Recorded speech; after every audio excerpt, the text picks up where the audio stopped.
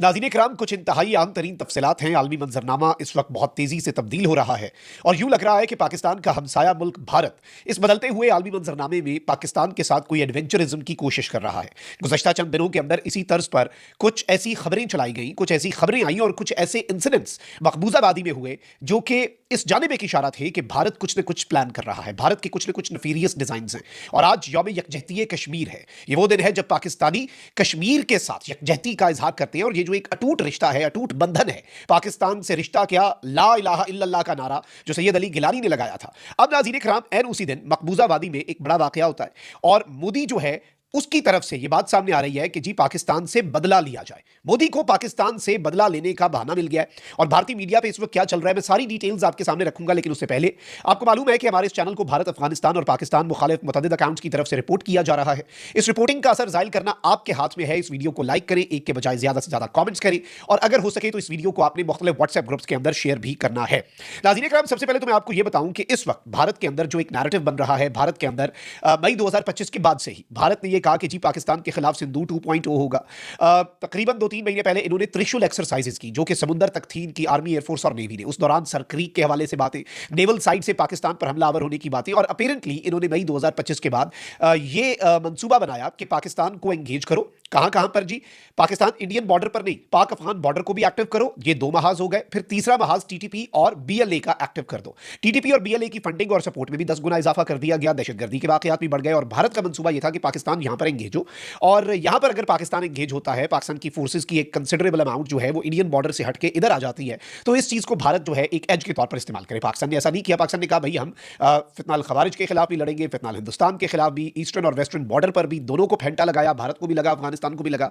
लेकिन भारत के अंदर लगातार जो नई दिल्ली के अंदर ब्लास्ट हुए उन दिनों के अंदर भी भारत ने यही नैरेटिव बिल्ड किया कि पाकिस्तान इसमें इन्वॉल्व है। फिर अब भारतीय मीडिया पिछले कुछ अरसे से ये खबरें चला रहा है कि जी पाकिस्तान में टेरर कैंप्स जो हैं वो दोबारा से एक्टिव हो गए हैं। ये टेरर कैंप्स का नैरेटिव भी आप मुझसे बेहतर समझते हैं, ये चलाया जाता है भारत की तरफ से और भारत की तरफ से ये वारदात डाली जाती है और टेरर कैंप्स वाली और ये सारी जो इंडिया की बातें हैं, we have already observed these. अब इस सब के अंदर भारत एक दफ़ा कह रहा है कि जी पाकिस्तान से इन्फिल्ट्रेशन अटेम्प्ट्स हो रहे हैं, पाकिस्तान में टेरर कैंप्स बन गए हैं और बड़े पैमाने पर भारत को हिलाकर रख दिया जाएगा। इवन अब इन्होंने इसमें खालिस्तान और इवन बांग्लादेश के अंदर बेस्ड कुछ ग्रुप्स के ऊपर भी इल्ज़ाम लगाना शुरू कर दिया, क्योंकि इन्होंने पाकिस्तान के अलावा एक और दुश्मन बांग्लादेश जो है वो भी पोर्ट्रे करना शुरू कर दिया। लग रहा है कि पाकिस्तान से फेंटा लगता है, कभी कभी बांग्लादेश में कोई सर्जिकल स्ट्राइक करके अपनी आवाम को खुश कर लिया करेंगे, लेकिन ऐसा होगा नहीं। बांग्लादेश ने जो चाइना और पाकिस्तान के साथ मिलकर तैयारी की हुई है वो मोदी को लग समझ जानी है। अब आते हैं खबर पर। नाज़रीन इकराम, भारत के अंदर सिक्योरिटी एजेंसीज को पहले तो ये खबर आती है कि जी security agencies have been put on high alert after another Pakistani balloon was recovered in Nad area of Samba district. और ये कहते हैं कि पिछले कुछ दिनों के अंदर पाकिस्तान से इस तरह के मिस्टीरियस और मशकूक बैलून्स, गुब्बारे जो हैं वो भारत की तरफ आए और अब एक और इस तरह का इंसिडेंट हुआ है और भारतीय फोर्सेस को हाई अलर्ट पर डाल दिया गया है। ये खबर तो चले एक भारत का जो अजीब सा मामला है, पिछले कुछ दिनों के अंदर भारतीय फौज जो है उसके पुरस्कार कुछ एक्सीडेंट्स होते हैं और इन एक्सीडेंट्स के हवाले से भारत का जो अपना मीडिया है उसके हवाले से तो यही बात आती है कि जी ये एक्सीडेंट हो गए वैली के अंदर, वादी में, मकबूजा वादी में। लेकिन जो बात जो है इससे पहले सामने आई, जो पहले चीज़ें हमें बताई गई और हमें समझ आई और सोशल मीडिया रिपोर्ट्स जो हैं और जो फुटेजेस आती हैं वो इन दावों को, भारतीय मीडिया के दावों को कमजोर कर देती है, क्योंकि वहां पे ये होता है कि इन पे अटैक हुआ है, इन्हें एम्बुश किया गया है। और अब नाज़रीन इकराम एक खबर आती है कि सीनियर रैंक्ड ऑफिसर जो है उसे एक गाड़ी जो है लेकर जा रही थी और बाकी फौजी भी साथ थे और उस पर अटैक होता है। एरिया है Basantgarh, Udhampur, Indian illegally occupied Jammu and Kashmir में। मकबूजा वादी का उधमपुर एरिया और उसमें आगे बसंतगढ़ का एरिया है।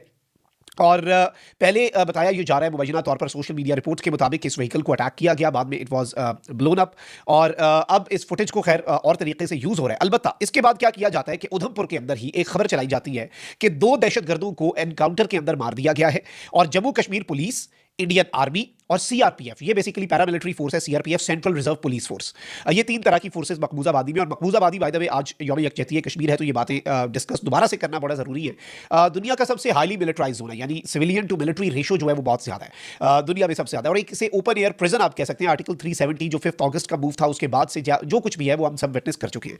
अब नाज़रीन इकराम आप ये देखें कि Indian army, Jammu Kashmir police और सीआरपीएफ जो है उसकी तरफ से ये खबर चलाई जाती है कि जिन्होंने बसंतगढ़ एरिया जो है उधमपुर का, जिसके हवाले से खबर चलाई जा रही थी और सोशल मीडिया रिपोर्ट्स आ रही थी कि इंडियन आर्मी का व्हीकल अटैक हुआ है, उसी एरिया में ये कहते हैं कि एनकाउंटर हुआ है और हमने 2 दहशतगर्द जो है वो मार दिए हैं। अब नाज़रीन इकराम, एक और खबर आती है और ये कहते हैं कि एक स्ट्रॉन्ग एग्जाम्पल सामने आई है और एक ज्वाइंट फोर्स कोऑर्डिनेशन और प्रिसाइज एग्जीक्यूशन, यानी ज्वाइंटली जो इंडिया की फोर्सेज हैं उन्होंने बड़ी प्रिसीजन के साथ एग्जीक्यूट किया एक ऑपरेशन को और एक कामयाबी हासिल की। कहते हैं कि ऑन गोइंग एनकाउंटर में हमने पाकिस्तानी दहशतगर्द मार दिया। अब ये पाकिस्तान के साथ इसे बगैर सबूत के चीज़ों को, पहलगाम, पुलवामा, ये सब कुछ बगैर सबूत के ये इन्वॉल्व करते हैं पाकिस्तान को ये नैरेटिव बिल्ड करने के लिए।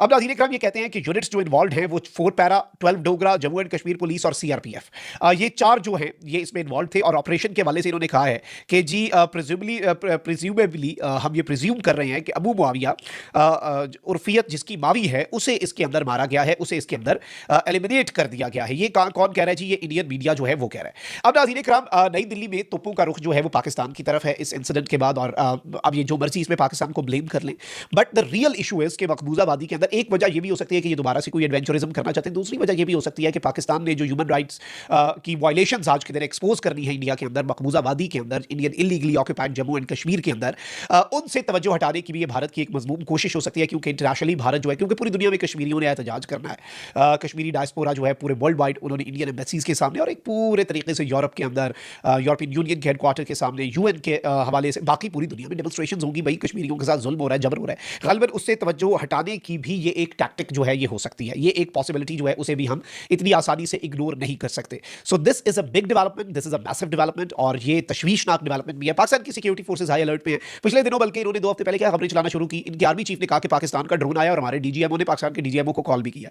फिर उसके बाद एक और इन्होंने खबर चलाई कि पाकिस्तान का ड्रोन आ रहा है। 4-5 दफा तो ये पिछले 1-1.5 महीने के अंदर खबरें चला चुके हैं कि पाकिस्तान का ड्रोन घुसता है, हम फायरिंग करते हैं, वापस चला जाता है सही सलामत, तुम लोगों से एक ड्रोन नहीं गिराया गया। यानी उसके पास इनके पास सबूत भी नहीं होता कि पाकिस्तान का कोई ड्रोन आया। और अब इस तरह की खबरें पाकिस्तान की तरफ, तोपों का रुख पाकिस्तान पर इल्जाम, भारतीय फौज के साथ जो इंसिडेंट जो भी होता है उसका, ये सारी चीजें इंडिया के लिए परेशान कुन तो हैं, लेकिन इंडिया इसका ब्लेम पाकिस्तान पर डाल रहा है जो कि आलमी अमन के लिए ज्यादा परेशान कुन है। अपना बहुत ख्याल रखें। अल्लाह निगहबान। पाकिस्तान जिंदाबाद।